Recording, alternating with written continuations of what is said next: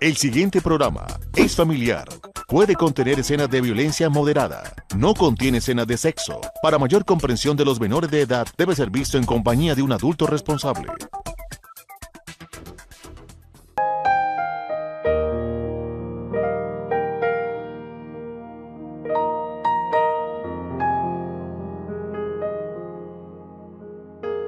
Televidentes amigos de Paso Televisión, sean bienvenidos a esta emisión de Reflexiones, un programa que es habitual que basemos en la palabra de Dios para traer un mensaje a su vida, a su corazón, un mensaje para su familia y una reflexión también para su corazón.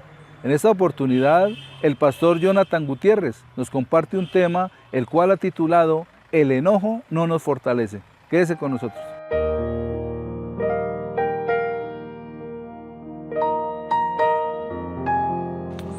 El mal genio, la amargura, el estar malhumorados todo el día, a veces pensamos de que son emociones o sentimientos normalizados. Normalizamos esos enojos, esas iras.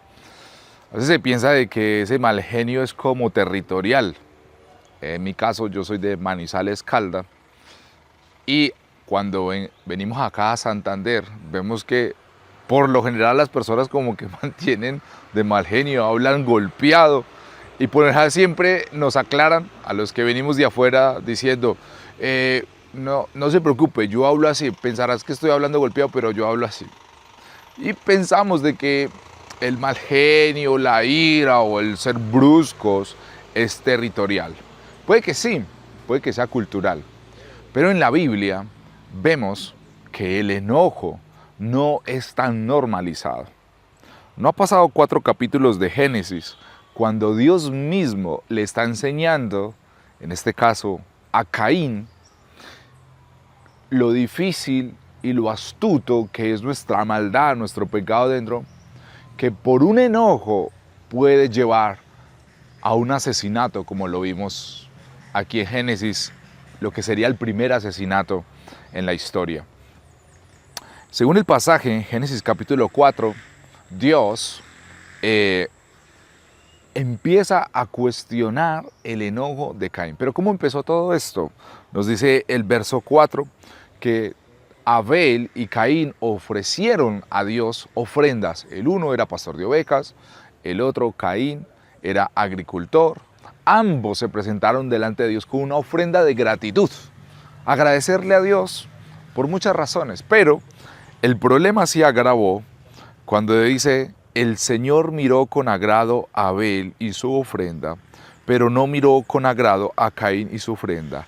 Caín se enojó muchísimo y su semblante desmudó. Y ahí fue cuando el Señor le pregunta, ¿por qué estás enojado? ¿Y por qué se ha desmudado tu semblante? Y mira esta enseñanza que le dice Dios, Dios mismo, si haces bien, no serás aceptado. Pero si no haces bien, el pecado yace a la puerta y te codicia. En otras versiones aparece y te acecha, pero tú debes dominarlo. Mira cómo Dios le advierte a Caín que no puede normalizar el enojo, esos mal genios, esos disgustos, que pueden nacer por muchas razones. Esos enojos pueden surgir por muchas razones. En este caso, en Caín, el enojo nace ¿por qué? Porque él percibe que Dios está en contra de él mismo o percibe de que Dios no está de acuerdo con él. Básicamente es como que si pensara de que no le está yendo bien en la vida. Mira que parece como que Caín está enojado porque las cosas no salen como él quisiera, porque su hermano quizás no es como él quiere o como que Dios no responde como él quisiera y esto le enoja.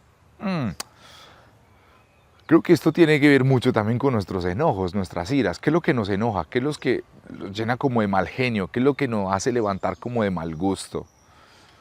Y si vamos por la línea de Caín, podría ser de que las cosas no están saliendo como quieren, de que mi esposa no se comporta como yo quisiera, o de que mi esposo no es como yo quisiera, de que mis hijos no me obedecen como quisiera, o que la vida misma no me responde como quisiera, y nos enojamos muchísimo. Dios nos advierte, le advierte a Caín, nos advierte a nosotros, nos dice, ten mucho cuidado con esos enojos. ¿Por qué? Porque solamente un enojo puede ser una semilla que te puede llevar a destruirte a ti mismo y a destruir a las personas que tienes alrededor. Mucho cuidado con esos enojos, con esas amarguras, con esos mal genios. Mucho cuidado que puede llevarte a destruirte a ti y a tu familia.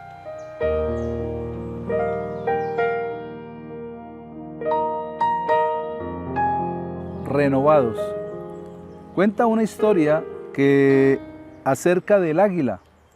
Dice que el águila puede vivir hasta 70 años, que es el ave más longeva de las aves del cielo. Y también dice que ella, cuando cumple 40 años, hace una renovación en su vida. Su pico se le encorva, sus garras se le debilitan y sus plumas se vuelven pesadas. De esa manera busca cómo subir a un pico bien alto, y cuando está en ese lugar, se queda allí como en un trance. Lo primero que hace es cogerse a golpes contra la roca y tumbarse el pico. Luego espera a que ese pico vuelva y salga nuevamente. Cuando el pico es renovado, con ese pico nuevo, fuerte, ya bien estable, se quita las garras. Luego salen nuevamente sus uñas y se vuelven en garras nuevamente. Y al final coge y se arranca todo su plumaje. Una por una se quita sus plumas. Es un proceso doloroso, pero es un proceso que la renueva. Después de estar allí por 20 largos días, sus plumas vuelven a salir y empieza nuevamente a crecer todo el plumaje. Su pico se fortalece mucho más y sus garras ya están firmes y rígidas. De esa manera arranca hacia la segunda etapa de su vida. Vuelve y vive otros 30 años y es cuando finaliza ya su existencia. No sabemos si es una fábula, si es un relato cierto, pero probablemente es algo que tiene que ver con la vida del águila. Y si Dios lo escribió en la Escritura acerca de las águilas renovadas, es por algo. La palabra nos dice en el libro del profeta Isaías, en el capítulo 40, en el versículo 31, pero los que esperan a Jehová tendrán nuevas fuerzas, levantarán alas como las águilas, correrán y no se cansarán, caminarán y no se fatigarán. Necesitamos ser renovados como las águilas para tener nuevas fuerzas y nueva vitalidad, pero eso sucede cuando hemos aceptado a Jesús en nuestro corazón y, como dice la palabra, esperamos en Dios. Reflexionemos.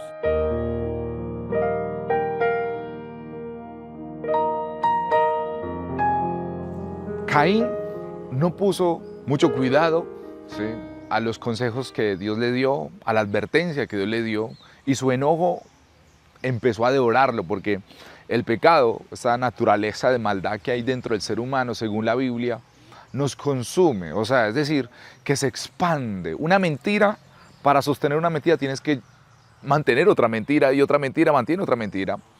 El odio, la ira contra alguien crece cada vez más.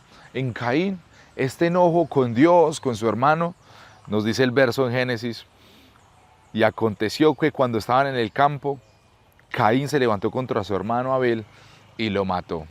Ahí vemos cómo el enojo llevó a otras circunstancias que quizá fueron dolorosas para la familia de Adán y Eva.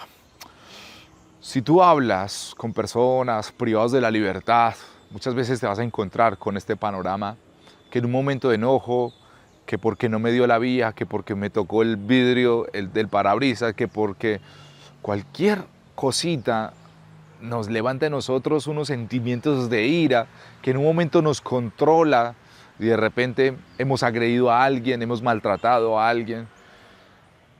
Y lo que decimos, no era mi intención, no era lo que yo quería, no era lo que yo quería decir. Es que, mira, Dios nos dice, tengan mucho cuidado, tengan mucho cuidado. Ahora bien, los sentimientos y las emociones son cosas muy bonitas que Dios nos ha regalado, la alegría, la tristeza misma. Estos momentos de emociones de ira, ¿sí? Y la ira en sí no es tan mala. Dios le da ira porque hay cosas injustas en la vida donde Dios, su ira lo lleva a nosotros a expresar lo justo y lo amoroso que Él es. Por ejemplo, si tu hijo es golpeado por otro compañerito, tú te llenas de ira. ¿Por qué? Porque amas a tu hijo. O sea, la ira es una respuesta del amor. El problema es que estamos amando. Si estamos amando más nuestro orgullo, si estamos amando más nuestro tiempo, si estamos amando más nuestra comodidad, cualquier cosa que altere eso que tú amas, te llena de ira y te llena de enojo. El problema es de que Caín cayó, se dejó dominar por este enojo y lo llevó a cometer un desastre, matar a su hermano. Ahora bien, yo creo que Dios, al conversar con Caín, le dio esperanza. Se lo advirtió antes, le dijo, mucho cuidado con ese enojo. No atendió. Y después de haber matado a su hermano, Dios otra vez lo pregunta, le dice, venga, ¿dónde está tu hermano? ¿Dónde está tu hermano? Las cosas no se van a quedar así. Y ahí vemos a Dios interrogando a Caín y le hace preguntas muy obvias como que ¿dónde está tu hermano? Y no pues que Dios lo sabe todo, no pues de que Dios es omnipresente y Él está en toda parte. Entonces Dios no sabe dónde está Abel, no. Lo que está haciendo Dios es lo que llaman la mayéutica y toda esta filosofía de ayudar al otro a llegar al conocimiento, hacerlo caer en cuenta de sus errores. ¿Dónde está tu hermano? Abel, Caín responde de una forma grosera, diría yo. ¿Acaso yo soy niñero de mi hermano? Que se cuida él solo. O sea, ya está muy desprendido, ha caído muy bajo. Pero yo me pregunto, ¿qué tal si Caín, cuando Dios le preguntó ¿dónde está tu hermano? Caín hubiera llegado a un arrepentimiento, porque es lo que Dios buscaba cuando Dios le pregunta ¿dónde está tu hermano? Lo que Dios busca es como que él acepte su error, su pecado. Pero él no llegó hasta allá. Y entonces, pero ¿qué tal que Caín se hubiera arrepentido y hubiera dicho, Dios, se me salió de las manos, no te escuché, he matado a mi hermano y estoy muy dolido por haber afectado, violentado a mi hermano y no sé qué hacer? Yo creo que Dios en su gracia lo hubiera levantado y otra hubiera sido la historia. Pero no fue así, Caín se endureció muchísimo Pero creo que la tensión se mantiene hoy en día. ¿Qué tal si cuando Dios te pregunta, ¿por qué estás tan enojado? ¿Dónde está tu hermano? ¿Qué estás haciendo con esta violencia, con estas groserías en la familia? ¿Dónde está tu hermano? ¿Y qué tal si tú llegas al arrepentimiento? La Biblia nos señala en Hebreos a otro Abel. Habla de Jesucristo, dice, y la sangre de Jesucristo que clama mejor que la de Abel. Que clama justicia. La sangre de Abel clama justicia, donde como que dice, Señor, me mataron, yo era inocente, haz justicia. La Biblia dice que si nosotros llegamos en arrepentimiento, tenemos a un Dios y Padre que envió a su Hijo Jesucristo a perdonarnos. Si este es el caso tuyo, y si llegas en arrepentimiento y le dices, Señor, se me es muy difícil manejar mis emociones, estoy amargado, he afectado, he destruido personas, pero si llegas en arrepentimiento a reconocer tu error, a reconocer tu pecado, ya no será la sangre de Abel la que clama, sino la sangre de Jesucristo. ¿Y sabes qué es lo que reclama la sangre de Jesucristo? Dice, la sangre de Jesucristo dice, perdónalo, Padre, porque todo el castigo que Él merece y que tú y yo merecemos, lo he llevado en la cruz, diría Jesús. En Jesús, en la sangre de Jesús, somos perdonados y esto nos motiva cada día más a perdonar a otros, a ser más paciente con otros y a darle gracias a Dios porque Él trata con nuestra vida.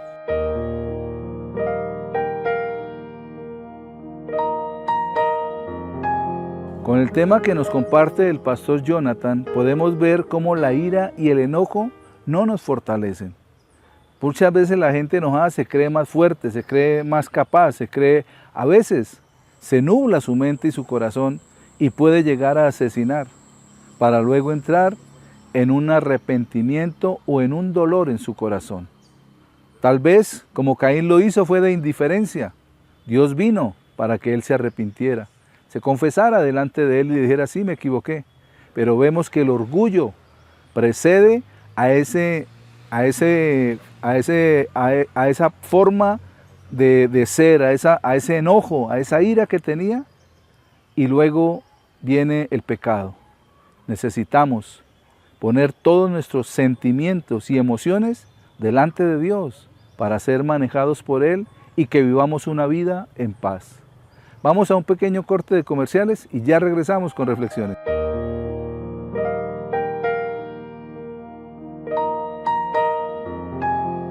Continuando con nuestro programa, en esta oportunidad el tema que deseo compartir con cada uno de ustedes lo he titulado El perdón.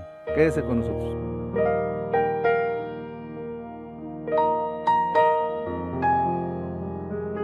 Sabemos que los seres humanos somos personas tripartitas. Tenemos cuerpo, tenemos alma y tenemos espíritu. Y cada uno de ellos tiene un propósito. El cuerpo se relaciona con lo humano, con lo natural, con lo físico. El alma está en las emociones, la mente, las decisiones. Y el espíritu es para relacionarnos con Dios. Entonces cada área de nuestra vida, de nuestro ser, tiene un propósito en Dios. Y Dios lo dio por ese propósito. Pero cuando no hemos nacido de nuevo, el hombre se vuelve solamente de emociones, decisiones emotivas porque apenas tiene cuerpo y tiene alma. Cuando Adán pecó y Eva pecaron, ¿qué sucedió? Su parte espiritual murió. Dios le dijo, el día que pequen morirán. Pero no murieron físicamente, sino murieron espiritualmente. Entonces su espíritu se apartó, se separó de Dios y murió. Por eso Jesús dijo, es necesario nacer de nuevo, le dijo a Nicodemo. ¿Y por qué llevo todo esto al relato? Porque necesitamos entender que nuestras emociones muchas veces nos pueden confundir. Y muchas personas confunden el perdón con una emoción. Y la verdad es que no es una emoción, es un sentimiento, es una decisión del corazón.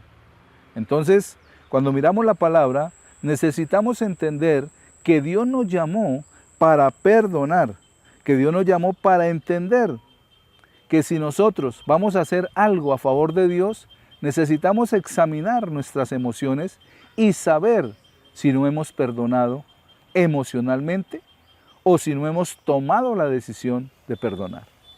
En el Evangelio según San Mateo, en el capítulo 5, versículos 23 y 24 nos dice la palabra: por tanto, si traes tu ofrenda al altar y allí te acuerdas de que tu hermano tiene algo contra ti, deja allí tu ofrenda delante del altar y anda, reconcíliate primero con tu hermano y entonces ven y presenta tu ofrenda.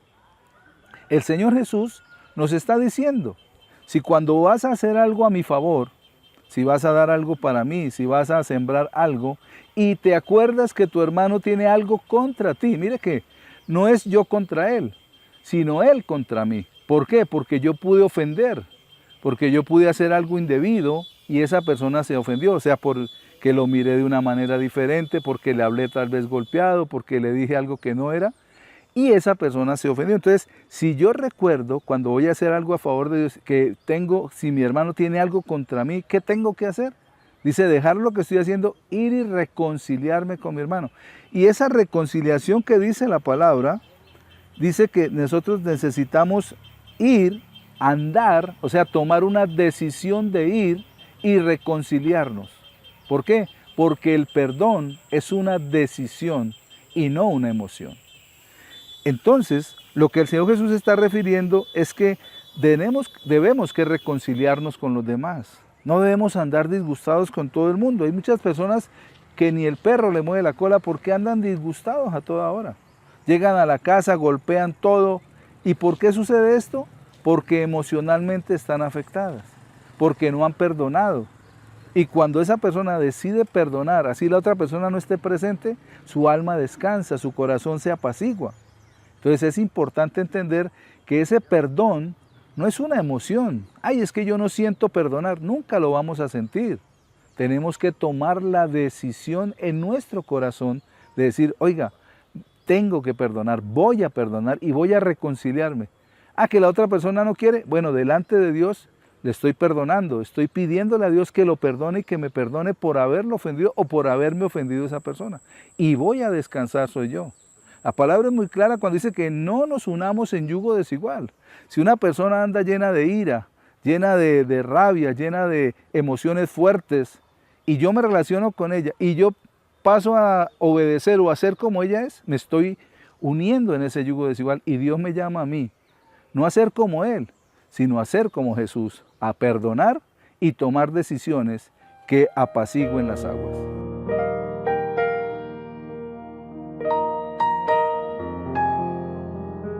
La camisa roja.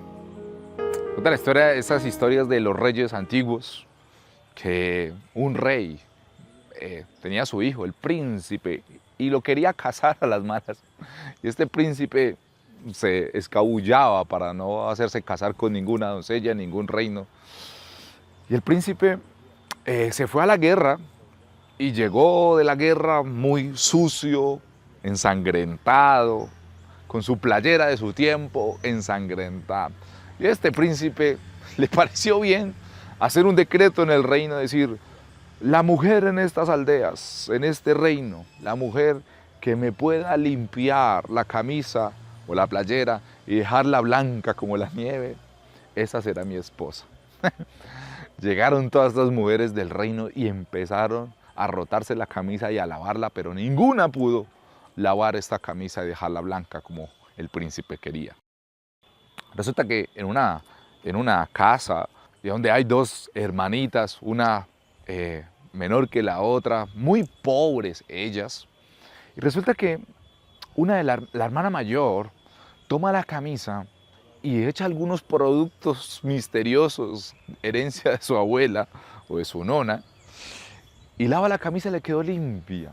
Y le dice a su hermana menor, mira, la dobló, le dijo, hermana menor, ve y preséntate al príncipe y dile que tú lavaste esta camisa. La niña dice, pero ¿cómo? ¿Por qué? Pero empacan la camisa, van para donde el príncipe, ella se presenta, majestad, aquí está su camisa. El príncipe no lo puede creer porque ninguna mujer había podido. Y esta niña, ya joven ella, le presenta y se casa con esta princesa. La vincula a su reino, le da todos los privilegios de una gran princesa, futura reina. La pregunta es, ¿cómo va a tratar esta hermana menor a su hermana mayor? ¿Cómo será el trato?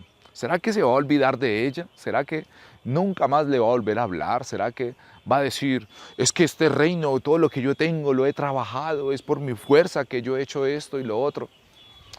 Sabes de que, por lo general, lo que vas a hacer como hermano menor, si es tu caso como hermana menor, es vivir para agradecer a tu hermana mayor del sacrificio que ha hecho ella, de dejar su lugar de privilegio y darlo a la hermana menor para que tengas todos estos privilegios. Mira, Jesucristo nos dice que es el primogénito de toda la creación. Jesucristo es nuestro hermano mayor, el cual dejó toda su riqueza, dejó todos sus privilegios para que nosotros, los hermanos menores, lleguemos delante del Rey, nuestro Padre, y nos presentemos como justos y como buenos en Jesucristo. Eso es lo que se llama la justificación como la doctrina. Mira, nuestra vida cambia total frente a Dios y frente a las personas cuando recordamos que nada de lo que somos, nada de lo que tenemos ha sido porque lo hemos construido con nuestra fuerza. Cuando recordamos que todos los privilegios que tenemos como hijos en nuestra salud, en nuestra familia, han sido porque nuestro hermano mayor ha sido sacrificado por nosotros por amor, entonces nuestra vida será diferente. Nuestro trato con el otro va a ser diferente, va a ser de agradecimiento, va a ser de paciencia. El problema de nuestra vida es olvidar que todo lo que tenemos, que todos los privilegios que tenemos han sido un costo muy alto que Jesucristo tuvo que pagar en la cruz. En la medida que recordemos quién es nuestro hermano mayor, es en la medida que nosotros vamos a responder en amor, en paciencia, en tolerancia con el otro. Reflexionemos.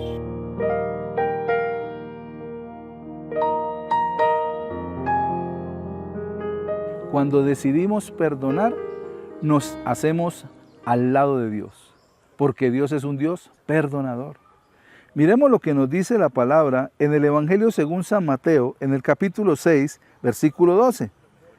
Y perdónanos nuestras deudas, como también nosotros perdonamos a nuestros deudores. Es una porción del Padre Nuestro que la repiten muchas personas todos los días, pero que necesitamos no solamente repetir, sino entender qué es lo que estamos diciendo. Cuando el Señor dice aquí, perdona nuestras deudas, en otra versión dice, perdona nuestras ofensas, como también nosotros perdonamos a los que nos ofenden. Cuando habla en la primera parte y dice, y perdónanos nuestras deudas, perdónanos hoy, ¿sí? Nuestra ofensa, nuestra deuda, como también nosotros perdonamos, o sea, pasado, ya pasó, a los que nos ofenden. O sea que necesitamos sembrar perdón para cosechar perdón. Si nosotros somos irascibles y no perdonamos, pues no esperemos recibir perdón, porque no estamos sembrando correctamente. Y en Mateo 6, versículo 14 y 15 dice, porque si perdonáis a los hombres sus ofensas, os perdonará también a vosotros vuestro Padre Celestial. Mas si no perdonáis a los hombres sus ofensas, tampoco vuestro Padre os perdonará vuestras ofensas. Vemos cómo el Señor Jesús en el Padre Nuestro, después de que termina, nos lleva a reflexionar sobre el perdón. Él se enfoca más en el perdón que en el pan de cada día, que las demás cosas que la palabra dice. Y se enfoca en el perdón, ¿por qué? Porque es algo que nos libera. Es algo que trae libertad a nuestra alma y a nuestro espíritu y a nuestra vida. Y podemos vivir mejor con los demás, reconciliados, perdonados, pero también transformados. Y el Señor lo dice, si ustedes perdonan, serán perdonados. Pero si no perdonan, no serán perdonados. Entonces necesitamos tomar la decisión de perdonar y ser personas que tomemos decisiones correctas, que no andemos iracundos, irascibles, sino que tratemos de vivir en paz con todos, dice, y en especial con los de la familia de la fe. Entonces es necesario que podamos vivir de una manera correcta, conforme a lo que Dios nos dice. En la carta del apóstol Santiago, en el capítulo 3, versículo 2, dice, porque todos ofendemos muchas veces. Si alguno no ofende en palabra, este es varón perfecto, capaz también de refrenar todo el cuerpo. Todos ofendemos muchas veces, cuando hablamos, cuando miramos, cuando no hablamos también. Solamente nuestras actitudes pueden traer aún problemas con los demás. Por eso necesitamos siempre ser conscientes de nuestras acciones, de nuestras actitudes, aún más de nuestras palabras. Porque si refrenamos eso, podemos dominar todo nuestro cuerpo, dice el apóstol Santiago. Y en Romanos capítulo 12, en los versículos 17 y 18, dice la palabra del Señor. No paguéis a nadie mal por mal. Procurad lo bueno delante de todos los hombres. Si es posible, en cuanto dependa de vosotros, estad en paz con todos los hombres. Mire qué interesante lo que nos dice el apóstol Pablo en Romanos capítulo 12, en el versículo 17. No paguéis a nadie mal por mal. Pueda que alguien lo haya ofendido, pueda que alguien lo haya mirado rayado, lo haya mirado mal, pero usted ¿qué debe hacer? No pagarle de la misma manera, sino antes sonreír. No nos airemos, no seamos nosotros como los demás. Más bien miremos el ejemplo de Jesús, el cual nos enseñó a amar y a perdonar. Y el apóstol Pablo dice, procurad lo bueno delante de todos los hombres. O sea, no hagamos acepción de personas. ¿Sí? ¿Por qué? Porque a veces, es que este me cae bien y aquel me cae mal. No, yo creo que debemos ser para todos. ¿Sí? Si alguien nos ofende, lo perdonamos y seguimos adelante. No podemos quedarnos varados en el camino en falta de perdón, porque es como un ancla que nos pega al piso y no nos deja seguir adelante.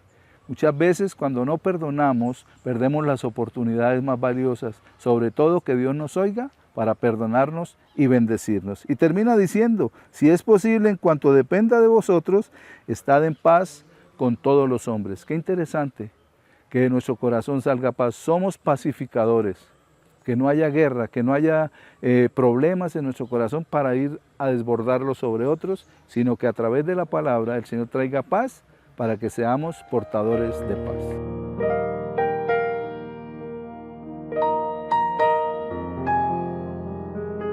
Quiero dejar en sus corazones esta palabra. El perdón no es una emoción, el perdón es una decisión de nuestro corazón. Decidimos perdonar para ser perdonados, decidimos amar para ser amados. Que Dios los bendiga, amables televidentes, y gracias por permitirnos entrar a sus hogares.